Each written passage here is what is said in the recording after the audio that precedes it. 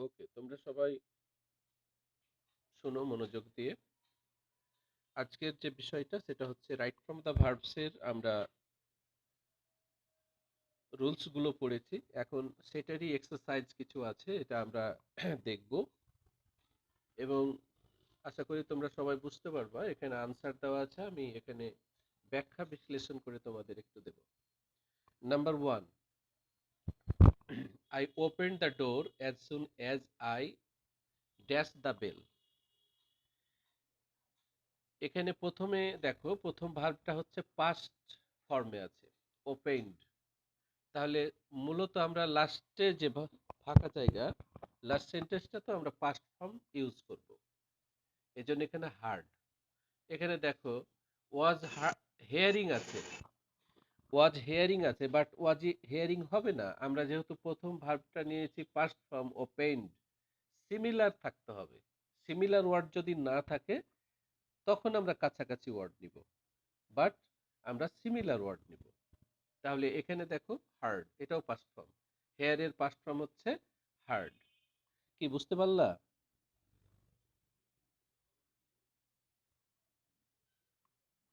জি sir. হ্যাঁ, একটু জি sir. Response করবা, বুঝতে না পারলে আমাকে বলবা যে পারি নাই, বুঝাই দিব, ওকে প্রবলেম স্যার। নেই। হ্যাঁ, তো প্রথম ভার্বটা যেহেতু পাস্ট ফর্ম, শেষের ভার্বটাও পাস্ট ফর্ম হবে। ক্লিয়ার? আচ্ছা, এবার দুই নাম্বার দেখো, do not make a noise while your father. তাহলে প্রথম ভার্বটা কি প্রেজেন্ট ফর্মে আছে, তাহলে আনসারটাও প্রেজেন্ট ফর্মে হবে। তাহলে এখানে হবে ইজ স্লিপিং। এখন বলতে পারো ইজ স্লিপিং কেন হবে? যখন হোয়াইল থাকে তখন পরের ভার্বটা কন্টিনিউয়াস টেন্স হয়, হয় প্রেজেন্ট কন্টিনিউয়াস অথবা পাস্ট কন্টিনিউয়াস। তাহলে আমরা এখানে দেখছি যে যেহেতু প্রথম ভার্ব হচ্ছে প্রেজেন্ট মেক, সেহেতু আমরা পরেরটা করব প্রেজেন্ট কন্টিনিউয়াস, তার মানে ইজ স্লিপিং।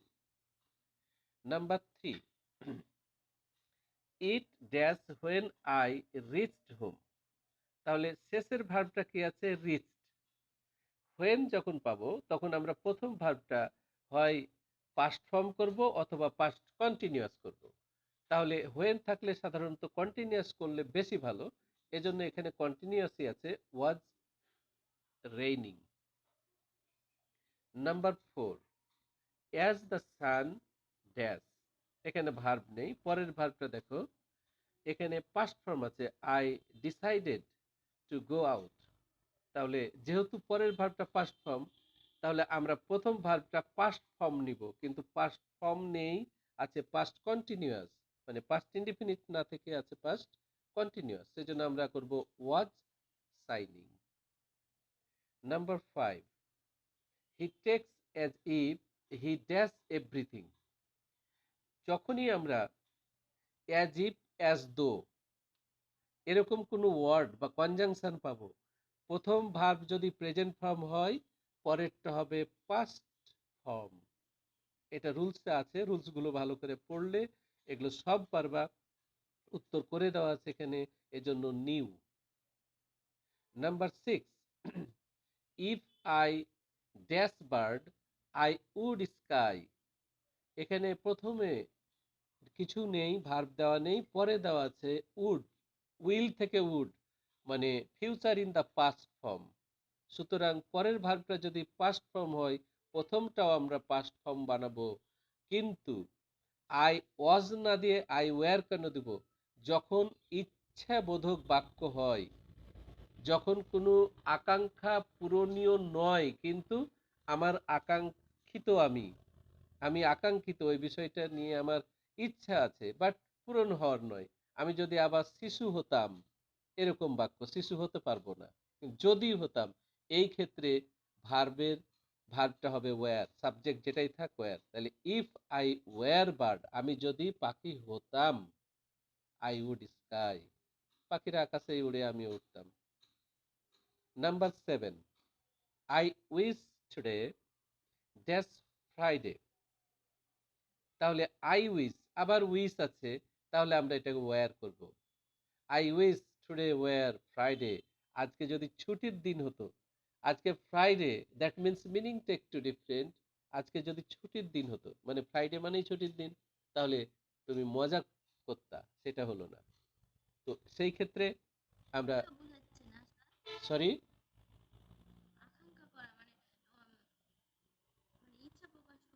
হ্যাঁ হ্যাঁ হ্যাঁ, বাড়িতে থাকতাম, মজা করতাম, আনন্দ করতাম, কিন্তু ফ্রাইডে না। এজন্যই এটা ওয়্যার হয়েছে, ঠিক আছে। আকাঙ্ক্ষা বোঝায়, ইচ্ছা বোঝায়, এগুলো ইচ্ছা, আকাঙ্ক্ষা, অনুভূতি, প্যাশন, এই তো। নাম্বার 8, হ্যাঁ, it is many years since, অনেক দিন হয়েছে। It is many years since, যখনই সিন্স থাকবে তখনই তোমরা এখানে ভার্বটা পাস্ট ফর্ম করে দিবা। I meet you, meet you, প্রথমে যদি প্রেজেন্ট ফর্ম থাকে পরেরটা হবে পাস্ট ফর্ম, যদি পরেরটা পাস্ট ফর্ম থাকে তাহলে পরেরটা হবে পাস্ট পারফেক্ট টেন্স। তাহলে আমরা প্রেজেন্ট ইনডেফিনিটিভ পাচ্ছি, এজন্য পরেরটা আমরা পাস্ট ইনডেফিনিটিভ করব। It is many years since I meet you, অনেক বছর পর তোমার সাথে দেখা, অনেক বছর পর, অনেক দিন পর তোমার সাথে দেখা কলেজে। তো এরকম ক্ষেত্রে আমরা সবসময় এই ভার্বের পাস্ট ফর্ম ইউজ করব। প্রেজেন্ট ফর্ম থাকলে পাস্ট ফর্ম, আর পাস্ট ফর্ম থাকলে past perfect. Number 9, she is looking forward dash me, যখনই লুকিং ফরওয়ার্ড থাকবে তখন টু বসাই দিবা। লুকিং ফরওয়ার্ড টু, এটা হচ্ছে একটা ফ্রেজ, এটা কাউকে প্রত্যাশা করা, খোঁজা, বিভিন্ন। তাই লুকিং ফর মিটিং, এখানে looking forward to meeting me. Number 10, he did not let me the,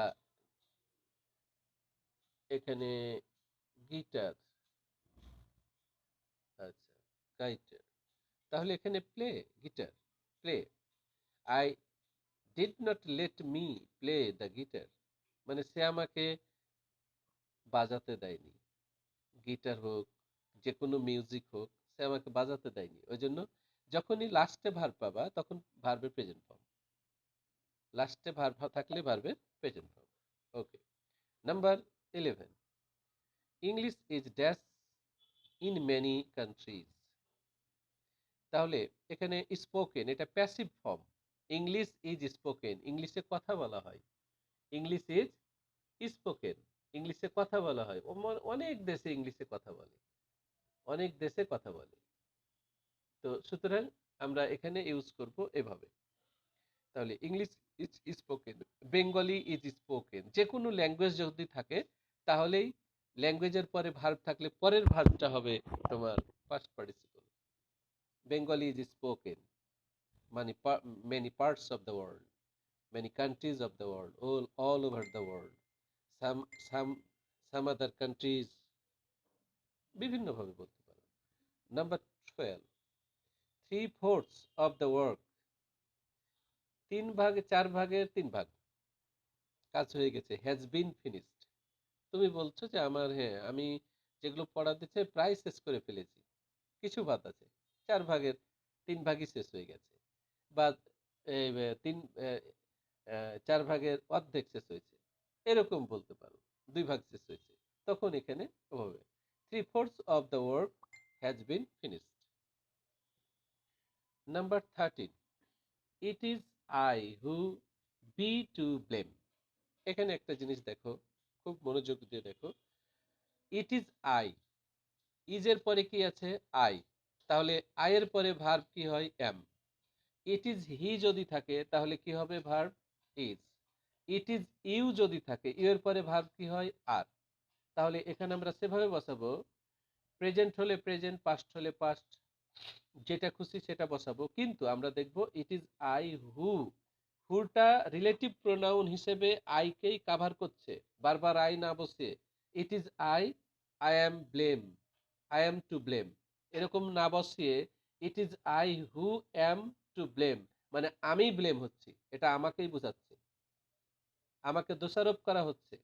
তাহলে ইট is I who am to blame, আমাকে দোষারোপ করা হচ্ছে, আমি যাকে দোষারোপ করা হচ্ছে, আমাকেই দোষারোপ করা হচ্ছে, এভাবে তোমরা বলতে পারবে, বিভিন্নভাবে বাংলাটা পরিষ্কার করে বলতে পারবে, প্রবলেম নেই। Number 14, I have no objection to dash your story again. তাহলে টু এর পরে ভার্ব হবে hear. I have no objection to hear your story again. এখানে হিয়ারিং কেন দিয়েছে? এখানে হিয়ারিং আসলে অবজেকশন টু, এটা একটা ফ্রেজ। অবজেকশন টু এর পরে ভার্বের প্রেজেন্ট ফর্ম হয়, সব সময় মাথায় রাখবা টু এর পরে ভার্বের প্রেজেন্ট ফর্ম বসে।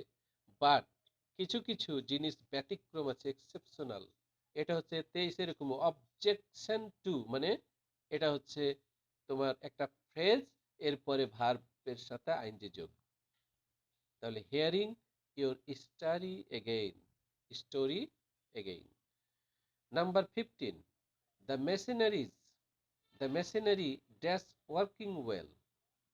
মেশিনারি, এখানে মেশিনারিজ না, মেশিনারি, তখন ভার্বটা হচ্ছে ইজ, ওয়ার্কিং ওয়েল। এই একটা হোন্ডাতে অনেকগুলো মেশিন আছে, পার্টস আছে। যে কোনো জিনিস যখন এটাকে মেশিন বলবা, মেশিনারি বা মেশিন, তখন ইজ। মেশিনারিজ তখন আর।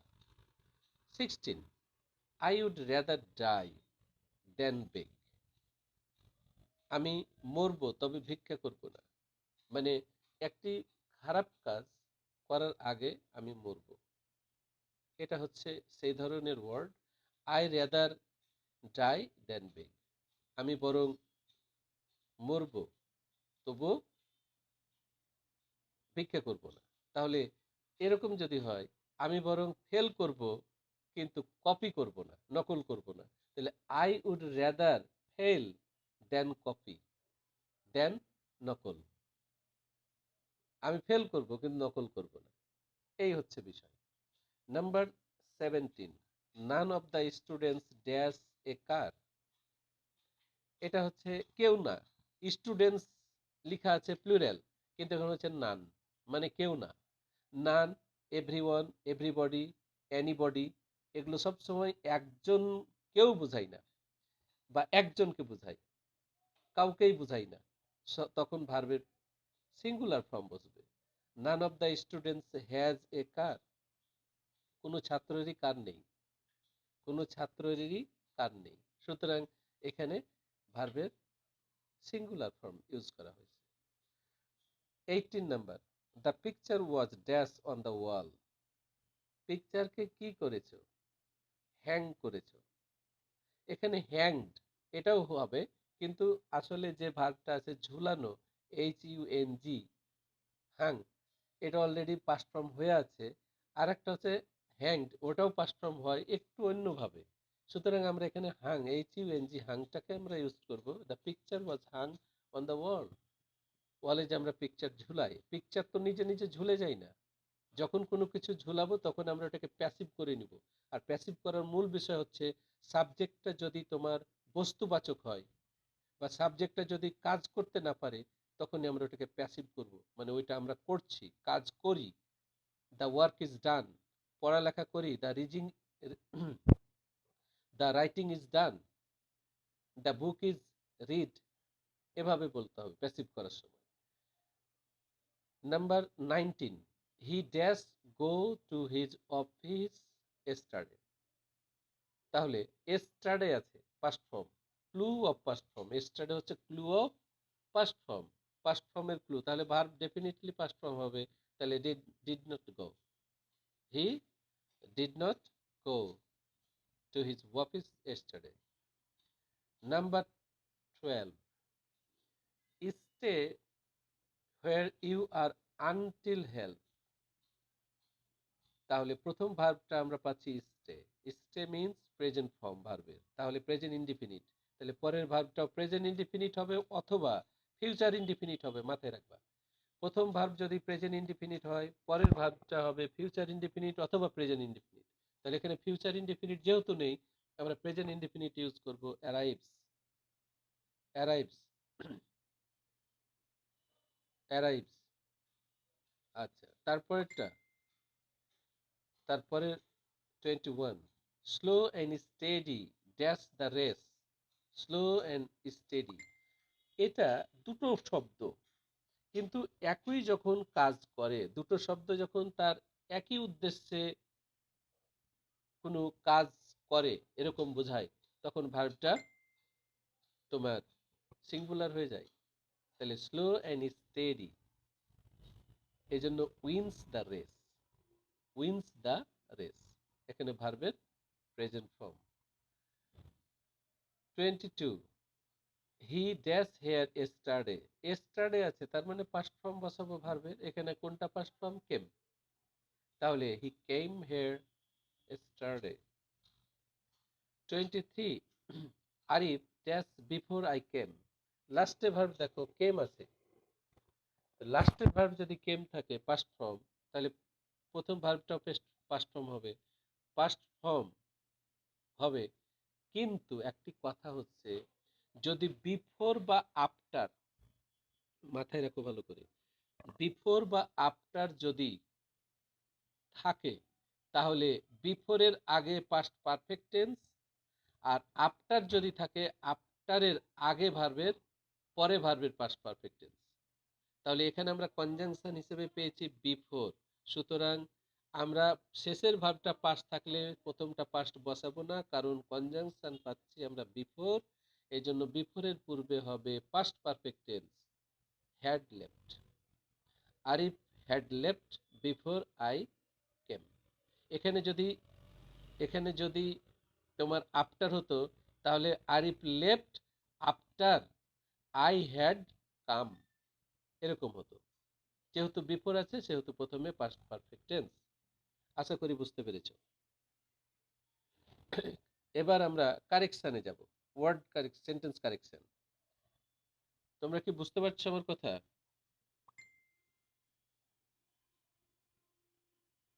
হ্যালো, জি স্যার, বুঝতে পারতেছি। ওকে, থ্যাংক ইউ। এবার দেখো আমরা কারেকশন করব, কারেকশনটা তোমাদের বুঝাই দিই। তোমরা গ্রামারগুলো খুব ভালো করে পড়বা, 2-3 বার পড়বা, তারপরে সামনের ক্লাসে আমাকে তোমরা জিজ্ঞাসা করবা যে এই ক্লাসটাই নিব সামনের দিন, কিন্তু আমি পড়াবো না, তোমরা আমাকে কোশ্চিন করবা যে এটা কেন হলো। তার আগে তোমরা রাইট ফর্ম অফ দ্য ভার্বসগুলো ভালো করে পড়বা এবং এখানে আমাকে বারবার প্রশ্ন করবা, কেন এটা বসলো, কেন এটা বসলো, এরকম প্রশ্নগুলো ওকে তোমরা স্যার। তোমরা আমাকে প্রশ্ন করবা, বিরক্ত করবা প্রশ্ন করে, ঠিক আছে? তাহলে তোমরা শিখতে ওকে পারবা। স্যার। তোমরা যদি প্রশ্ন না করো তাহলে শিখতে পারবা না, প্রশ্ন করলে শিখতে পারবা। আর যে যেটা জেনে নাও, ধরো জানো, জি স্যার। সেখানে কোনো কোশ্চিন থাকবে না, ওকে, বাট তারপরেও তুমি আরো ওভার শিওর হওয়ার জন্য, নিশ্চিত হওয়ার জন্য, রিমাইন্ড করার জন্য আমাকে কোশ্চিন করবা। তাহলে পরের কারেকশনটা পড়ায়, আমাদের টাইমও হয়ে আসছে, হয়তো অফ হয়ে যাবে, বাট দেখি আমরা। ইনকারেক্ট আছে দেখো, প্রথমে ইনকারেক্ট তারপরে কারেক্ট। তাহলে he always went there, always থাকলে আমরা সব সময় ভার্বের প্রেজেন্ট ফর্ম ইউজ করব, অলওয়েজ থাকলে। তাহলে অলওয়েজ থাকলেই ভার্বের present form, present indefinite tense, এটা আমরা জানি, রুলস নাম্বার 1। এবার ইনকারেক্ট আছে জাস্ট, জাস্ট আছে দেখো, হি জাস্ট ওয়েন্ট দেয়ার, তাহলে জাস্ট থাকলে কি প্রেজেন্ট পারফেক্ট টেন্সে, তাহলে হি হ্যাজ জাস্ট গন দেয়ার। তাহলে জাস্ট থাকলে প্রেজেন্ট পারফেক্ট টেন্স, ওই টেন্সে করা আছে।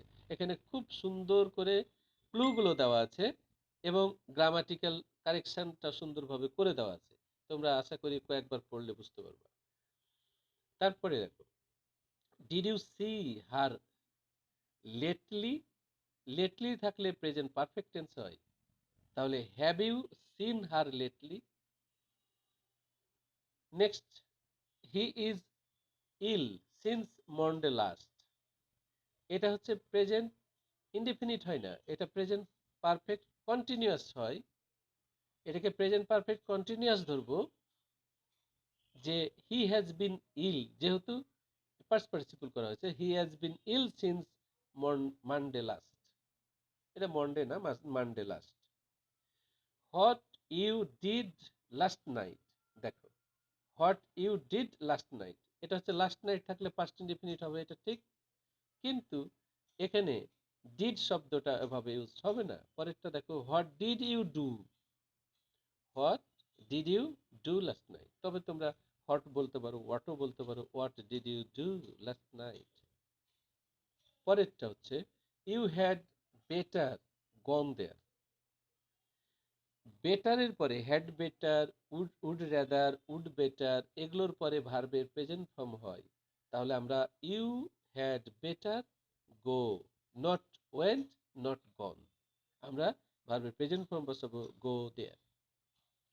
I found him two still the pen.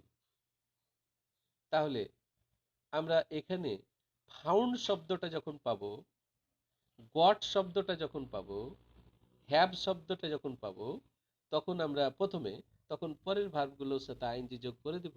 তাহলে এখানে I found him stealing the pen, তাকে আমি কলমটি চুরি করতে দেখেছিলাম।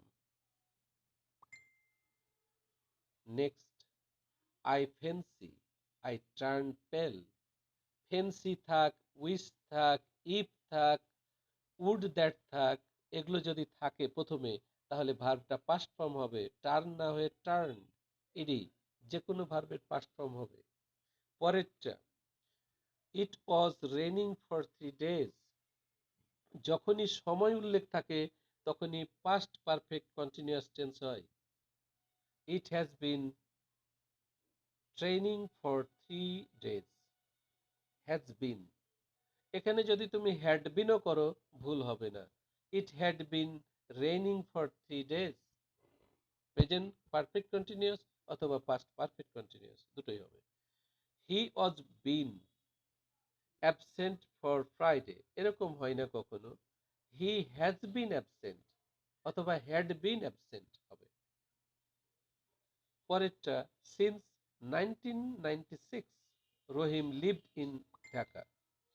তাহলে সেই ক্ষেত্রে আমরা যেটা পাচ্ছি এখানে since 1996 Rahim has been living in Dhaka অথবা হ্যাড বিন, হ্যাজ বিন অথবা হ্যাড বিন, হয় প্রেজেন্ট পারফেক্ট কন্টিনিউয়াস অথবা পাস্ট পারফেক্ট কন্টিনিউয়াস।